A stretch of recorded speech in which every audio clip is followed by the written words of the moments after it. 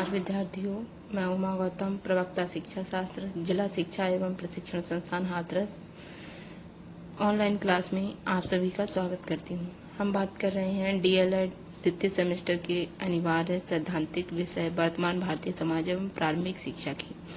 जैसा कि हम अपनी पिछली क्लासेज में शिक्षा की संकल्पना, शिक्षा के विभिन्न दृष्टिकोण से संकुचित अर्थ, व्यापक अर्थ और विश्लेषणात्मक अर्थ के साथ साथ हम शिक्षा की आवश्यकता महत्व पर विस्तार पूर्वक चर्चा कर चुके हैं।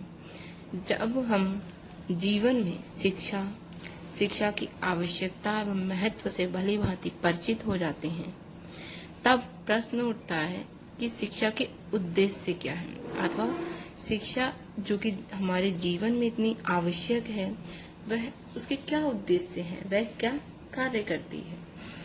तो यहाँ पर हम बात करेंगे आज शिक्षा के उद्देश्यों की, यानी कि ऑब्जेक्टिव्स ऑफ एजुकेशन।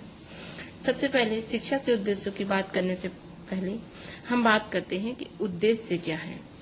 तो उद्देश्य जो है वह हम इस प्रकार से समझ सकते हैं कि मानव जो है वो एक बौद्धिक प्राणी है, यानी कि वह जो भी कार्य करता है उसको करने के पीछे कोई ना कोई रीजन होता है, कोई ना कोई कारण होता है जिसकी वजह से वो कार्य किया जाता है। यहाँ अथवा हम ये कह सकते हैं कि जब व्यक्ति के पास किसी चीज की आवश्यकता होती है अथवा किसी चीज की कमी होती है, तब वह उस आवश्यकता को पूरा करने अथवा उस कमी को दूर करने के लिए जो कार्य करता है, तो जो जिससे उसकी आवश्यकता पूरी हो सकती है और जिससे उसकी कमी दूर हो सकती है, वह उसका लक्ष्य होता है। और उस लक्ष्य को प्राप्त करने के लिए उस लक्ष्य को प्राप्त करना ही उसका उद्देश्य बन जाता है। तो और मनुष्य उस लक्ष्य की प्राप्ति के लिए तब तक कार्यरत रहता है जब तक कि उसको प्राप्त न कर ले।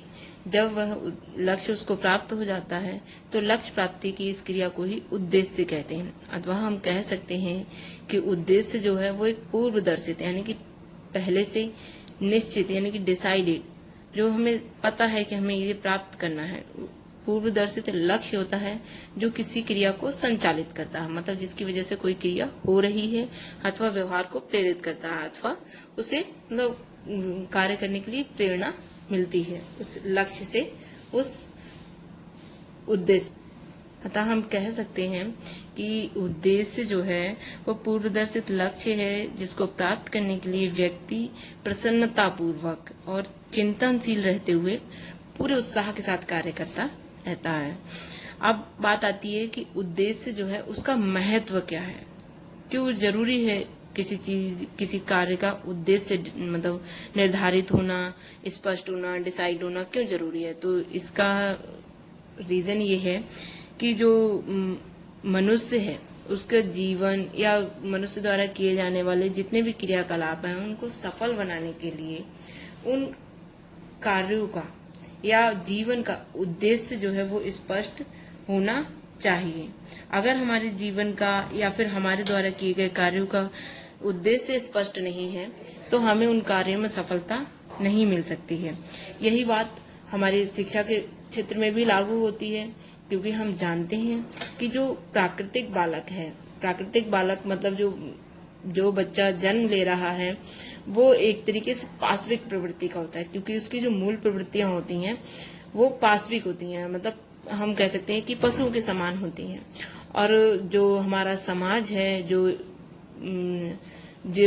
प्रगतिशील समाज है, उसकी जो आवश्यकताएं हैं, उसके जो आदर्श हैं वो बहुत अलग होते हैं। वो जो उस बालक से बहुत ज्यादा आवश्यकताएं रखते हैं अपने आदर्शों के अनुकूल। तो यहाँ पर शिक्षा ही एकमात्र ऐसा साधन होता है जो समाज की आवश्यकताओं और आदर्शों को दृष्टिगत रखते हुए, यानी कि उन जो समाज की मांग है उसके अनुरूप बालक की जो मूल प्रवृत्तियां हैं उनमें परिमार्जन करते हुए बालक और समाज दोनों का विकास करता है। इसीलिए शिक्षा के उद्देश्यों का निर्धारित होना अत्यंत आवश्यक हो जाता है, क्योंकि अगर शिक्षा ऐसे ही चलती रहेगी, उसके कोई उद्देश्य निर्धारित नहीं होंगे, तो ना तो वो व्यक्ति के लिए फ्रूटफुल होगी, ना ही किसी समाज के लिए। इसीलिए उद्देश्यों का जो महत्व है वो बहुत अधिक बढ़ जाता है। अब प्रश्न उठता है कि उद्देश्यों की आवश्यकता क्या है, जो महत्व है वो क्यों है, आवश्यकता क्यों है। तो महत्व तो हमें समझ में आ गया। अब आवश्यकता इसलिए है कि जब हमारे सामने उद्देश्य स्पष्ट होता है, जो लक्ष्य है वो स्पष्ट होता है, तब हम कार्य करने की जो हमारी क्षमता है वो बढ़ जाती है। या फिर हम ये कह सकते हैं कि जब व्यक्ति का लक्ष्य स्पष्ट होता है, उद्देश्य पूर्व निर्धारित होता है, तब उसके मन में दृढ़ता आ जाती है, उसका आत्मविश्वास बढ़ जाता है कि मैं ये कार्य कर सकता हूँ और मैं अपने लक्ष्य को प्राप्त कर सकता हूँ।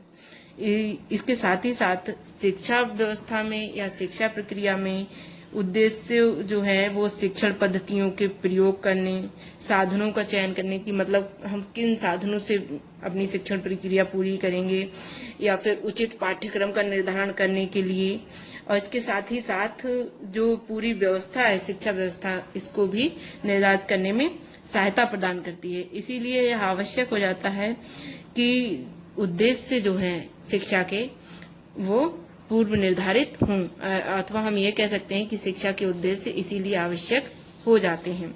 जिससे क्या होता है कि व्यक्ति के साथ साथ समाज भी निरंतर प्रगतिशील रहता है। अगर उद्देश्य निर्धारित नहीं है तो पता ही नहीं होगा शिक्षक को कि हम क्यों पढ़ा रहे हैं, क्या पढ़ा रहे हैं। ऐसे ही छात्र को भी नहीं पता होता है कि हम क्यों पढ़ रहे हैं। इसीलिए कहा भी गया है कि शिक्षक के साथ साथ छात्रों को भी शिक्षा के उद्देश्यों का ज्ञान होना अत्यंत आवश्यक है। इसी संदर्भ में कहा भी गया है कि उद्देश्य के ज्ञान के बिना कोई शिक्षक जो है वो उस नाविक के समान होता है जिसे अपने लक्ष्य का ज्ञान नहीं है। मतलब उस तरह का है कि जिसको पता ही नहीं है कि वह कहाँ जाना है उसको। और उसके विद्यार्थी जो है उस पतवार विहीन नौका के समान होते हैं जो समुद्र की लहरों के थपेड़े खाती हुई तट की ओर बढ़ती जा रही है। मतलब जो उसके विद्यार्थी होते हैं वो इस तरह से होते हैं जैसे कोई नौका जो केवल लहरों से तट की ओर तो बढ़ रही है, लेकिन वो लहरों पे डिपेंड है। उसके पास अपना कोई साधन नहीं है जिससे वह किनारे की ओर पहुंच सके। इसीलिए कहा गया है कि उद्देश्यों का निर्धारण जो है वो अत्यंत आवश्यक हो जाता है शिक्षा के क्षेत्र में। अब हम कहते हैं शिक्षा के उद्देश्यों के जो निर्धारण है या निर्माण के आधार हैं वो क्या है, किन बेसिस पे शिक्षा के उद्देश्यों का निर्माण किया जाता है। जब हम जानते हैं कि शिक्षा प्रक्रिया एक महत्वपूर्ण प्रक्रिया है जो व्यक्ति के जीवन में अत्यंत आवश्यक है, और साथ ही साथ शिक्षा के उद्देश्य भी महत्वपूर्ण है जो संपूर्ण समाज और व्यक्ति की प्रगति के लिए आवश्यक है। तो इन उद्देश्यों को पूरा करने के लिए जैसा कि हम जानते हैं कि शिक्षा के जो उद्देश्य हैं उनका संबंध जो है वो किसी एक बालक अथवा किसी एक समाज से नहीं होता है, वह संपूर्ण राष्ट्र, संपूर्ण समाज और समस्त मानव जाति से होता है, एक तरीके से कह सकते हैं। तो इन उद्देश्यों का निर्धारण किसी एक व्यक्ति या किसी एक समाज को ध्यान में रखकर नहीं किया जा सकता। यह बहुत ही उत्तरदायित्वपूर्ण कार्य होता है। तो इसके निर्धारण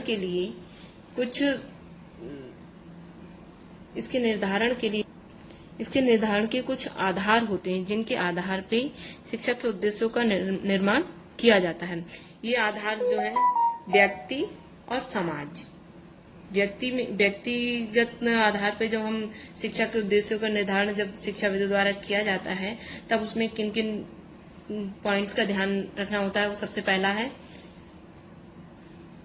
जब व्यक्ति के आधार पर उद्देश्यों का निर्धारण में सबसे पहला है जैविक आधार। मतलब व्यक्ति की जो बायोलॉजिकल बेसिस पे, मतलब जैविक आधार पे, शारीरिक आधार पे हम एक तरीके से कह सकते हैं जो उसकी आवश्यकताएं होती हैं उनके आधार पर उद्देश्यों का निर्धारण किया जाता है। दूसरा है व्यक्तियों का दर्शन या दार्शनिक आधार। मतलब उस समय के जो कुछ व्यक्ति होते हैं जिनके जीवन दर्शन के आधार पे अथवा दार्शनिक आधार पे शिक्षा के उद्देश्यों का निर्धारण किया जाता है। तीसरा है मनोवैज्ञानिक आधार पे। मतलब उस समय की जो मनोवैज्ञानिक आधार है जो ये बताते हैं कि किस तरीके से बालक या व्यक्ति उन्नति कर सकता है या चीजों को सीख सकता है, उसके आधार पे शिक्षा के उद्देश्यों का निर्माण किया जाता है। दूसरा है समाज। समाज के आधार पर जब शिक्षा के उद्देश्यों का निर्धारण किया जाता है तो सबसे पहला आता है समाज शास्त्रीय आधार, मतलब सोशियोलॉजिकल बेसिस पे शिक्षा के उद्देश्यों का निर्धारण करना। राजनैतिक आधार, मतलब उस समय पे जो भी सत्ता है उसकी अपनी जो उद्देश्य होते हैं उनके आधार पर शिक्षा के उद्देश्यों का निर्धारण किया जाता है। तीसरा है आर्थिक आधार। उस समय पे किसी राष्ट्र की जो आर्थिक कंडीशन है उसके आधार पे शिक्षा के उद्देश्यों का निर्धारण किया जाता है। अगला है वैज्ञानिक एवं प्रौद्योगिकी आधार। कोई राष्ट्र वैज्ञानिक रूप से और टेक्निकली कितना ज्यादा विकसित है या विकासशील है तो उस आधार पे शिक्षा के उद्देश्यों का निर्धारण किया जाता है। अगला है नैतिक आधार। नैतिक आधार पर शिक्षा के उद्देश्यों का निर्धारण करना, यह भी समाज के आधार पे ही, समाज के आधार का ही एक पक्ष है कि नैतिकता के आधार पर शिक्षा के क्या क्या उद्देश्य होने चाहिए जिससे व्यक्ति और समाज दोनों ही प्रगति के पथ पर अग्रसर हो सके। ये शिक्षा के उद्देश्यों के निर्धारण के आधार है, मतलब इन आधार पर शिक्षा के उद्देश्यों का निर्धारण या निर्माण किया जाता है। अब हम बात कर रहे हैं शिक्षा के उद्देश्यों का वर्गीकरण। शिक्षा के उद्देश्यों का वर्गीकरण क्यों आवश्यक है?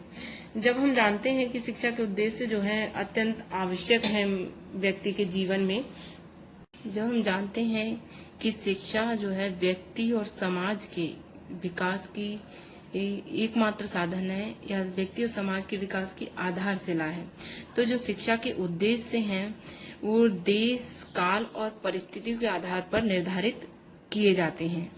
इसके साथ ही साथ ये जब किसी देश या किसी समय और परिस्थितियों की आवश्यकता अनुसार और उनकी मांग के आधार पर और उस समय की शिक्षा की उपयोगिता के आधार पर निर्धारित किए जाते हैं।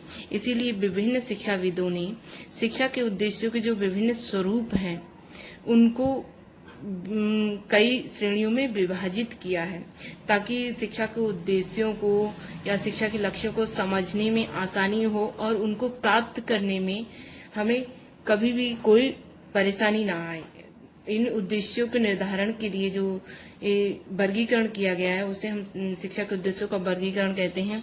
इसमें सबसे पहला जो है वो है शिक्षा के सामान्य उद्देश्य। शिक्षा के सामान्य उद्देश्य का मतलब है कि शिक्षा के वह उद्देश्य जो सामान्यतः यह कल्पना की जाती है या यह माना जाता है कि यह प्रत्येक समय की मांग रहेगी, प्रत्येक समाज की मांग रहेगी।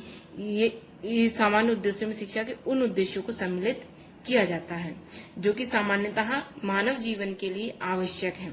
शिक्षा के विशिष्ट उद्देश्य मतलब जो देश, काल और परिस्थितियों के आधार पर कभी कभी विशेष परिस्थितियों या पाठ्य वस्तु के आधार पर निर्धारित किए जाते हैं। अगला है शिक्षा के वैयक्तिक उद्देश्य, जो व्यक्ति के जो मनोवैज्ञानिक आधार होता है उसके आधार पर शिक्षा के वैयक्तिक उद्देश्यों का निर्धारण किया जाता है। अगला है सार्वभौमिक उद्देश्य।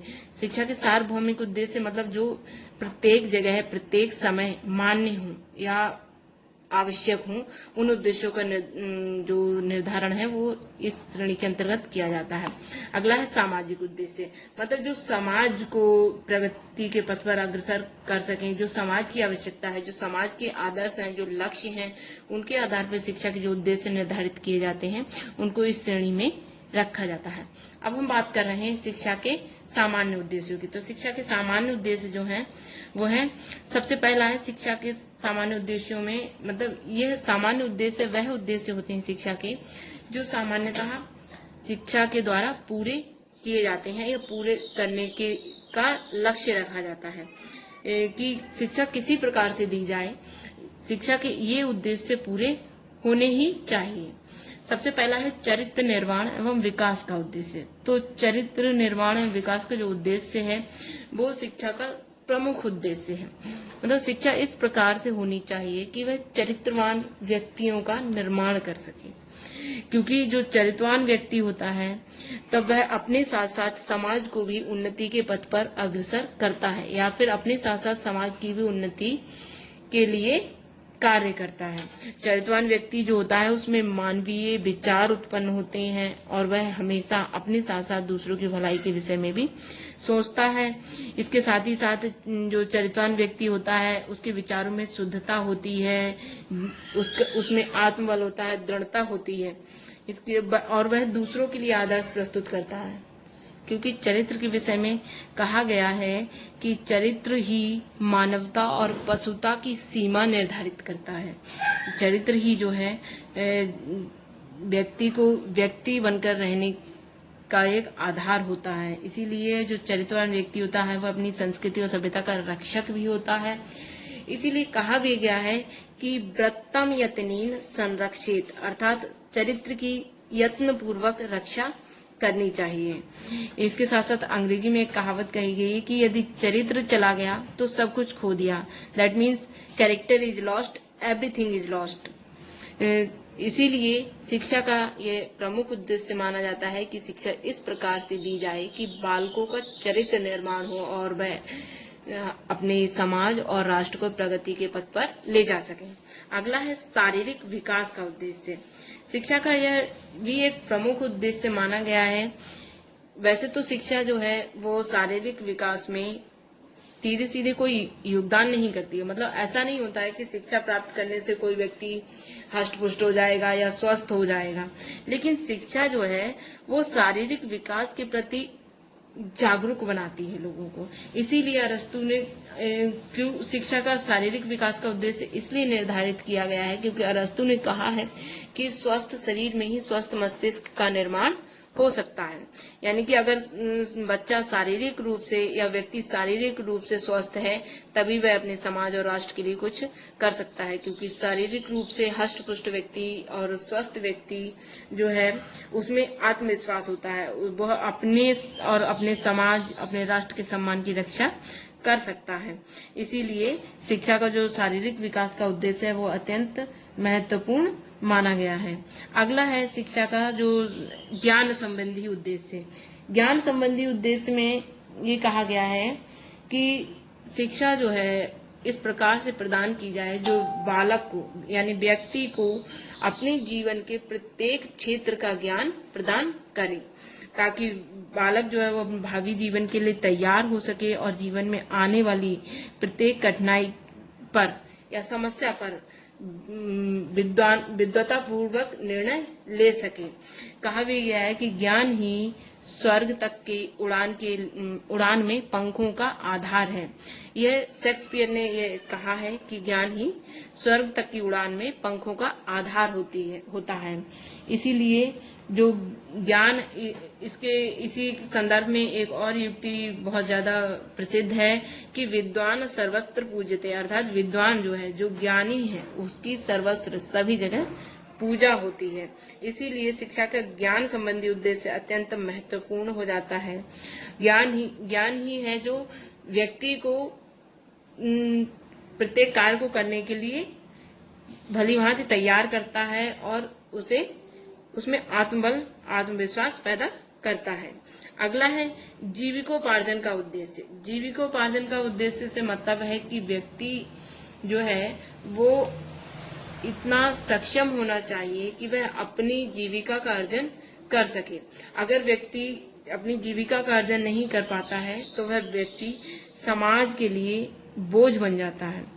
अतः शिक्षा इस प्रकार से दी जानी चाहिए कि वह बालक को अपनी जीविका का अर्जन करने योग्य बना सके। जब व्यक्ति स्वयं आत्मनिर्भर होता है तब वह अपने समाज के लिए कुछ कर सकता है, अपनी समाज की प्रगति में सहयोग दे सकता है। इसीलिए शिक्षा जो है इस प्रकार से प्रदान की जानी चाहिए कि बालक के अन्य विकास के साथ साथ मतलब चरित्र निर्माण का उद्देश्य के साथ शारीरिक विकास के उद्देश्य के साथ साथ इस प्रकार से हो कि शिक्षा जो बालक को जीविका उपार्जन के योग्य बना सके। अगला है सांस्कृतिक विकास का उद्देश्य। सांस्कृतिक विकास का उद्देश्य मतलब ये है कि शिक्षा ही एकमात्र ऐसा साधन है जो किसी देश की संस्कृति के विकास के लिए आवश्यक है। शिक्षा ही एकमात्र ऐसा साधन है जो किसी देश की संस्कृति का विकास और सभ्यता का विकास कर सकती है और एक पीढ़ी से दूसरी पीढ़ी में संस्कृति का हस्तांतरण करती है। संस्कृति होती क्या है? संस्कृति मानव को जीवन जीने की कला जो होती है, जो कि जिसमें ज्ञान सम्मिलित होता है, विश्वास जो उस समय का है, कला, नैतिकता, प्रथा और अन्य सभी योग्यताएं सम्मिलित होती हैं, जिनको हम संस्कृति कहते हैं। तो जब शिक्षा इस प्रकार से होनी चाहिए कि व्यक्ति या बालक इस प्रकार से तैयार हो कि वह अपनी संस्कृति का विकास कर सके और भावी पीढ़ी को हस्तांतरित कर सके। इसीलिए सांस्कृतिक विकास के उद्देश्य को शिक्षा के सामान्य उद्देश्यों में सम्मिलित किया गया है। अगला है आध्यात्मिक विकास का उद्देश्य। आध्यात्मिक विकास के उद्देश्य से यहाँ पर आशय है कि शिक्षा का उद्देश्य जो है बालक की जो मूल प्रवृत्तियां होती हैं उनमें आध्यात्मिक प्रवृत्तियों का बल दिया जाना चाहिए। मतलब बालक को आध्यात्मिकता की ओर अग्रसर करना चाहिए, जिससे बालक में मानवीय गुणों का विकास होता है और वह उसके विचारों में पवित्रता आती है, जिससे क्या होता है कि वह चिंतन करते हुए मानव जाति के कल्याण के विषय में सोचता है और अपने समाज और राष्ट्र की उन्नति के लिए कार्य करता है। अगला है संतुलित विकास का उद्देश्य।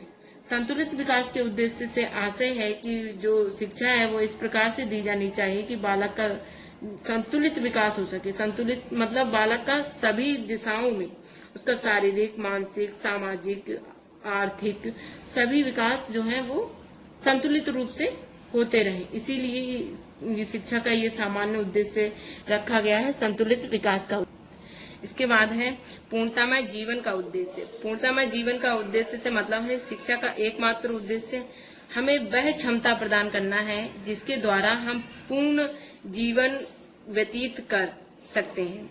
मतलब हर्बर्ट स्पेंसर ने कहा है कि शिक्षा का एकमात्र उद्देश्य हमें वह क्षमता प्रदान करना है जिसके द्वारा हम पूर्ण जीवन व्यतीत कर सकते हैं। पूर्ण जीवन का मतलब है कि जीवन जो है वो सुखमय हो और शांतिमय हो। यह एक वैज्ञानिक विचारधारा है कि शिक्षा इस प्रकार से दी जानी चाहिए कि व्यक्ति को अपने अंदर पूर्णता का आभास हो, उसका सर्वांगीण विकास हो, ताकि वह कहीं पर भी उसे ये ना फील हो कि हाँ मैं इस फील्ड में कमजोर हूँ और मुझे यहाँ पर उसका आत्मबल में या आत्मविश्वास में कमी रहे और वह अपने जीवन में कुछ हीन भावना का अनुभव करे।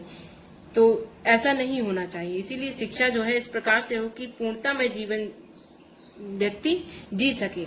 अगला है नागरिकता का उद्देश्य। नागरिकता के उद्देश्य के अंतर्गत आता है कि व्यक्ति इस प्रकार से शिक्षा दी जाए या बालक को इस प्रकार से शिक्षा दी जाए या शिक्षा का उद्देश्य यह होना चाहिए कि व्यक्ति में नागरिकता के जो अपनी राष्ट्र के प्रति सम्मान की भावना हो, अपने राष्ट्र के प्रति जो कर्तव्य है उनका ज्ञान हो। और इसके साथ ही साथ इसमें एक चीज और है कि केवल राष्ट्र के प्रति ही नहीं अपितु विश्व के प्रति नागरिकता की भावना आनी चाहिए। अब जिसमें हम कह सकते हैं कि वसुधैव कुटुंबकम की भावना व्यक्ति में विकसित होनी चाहिए।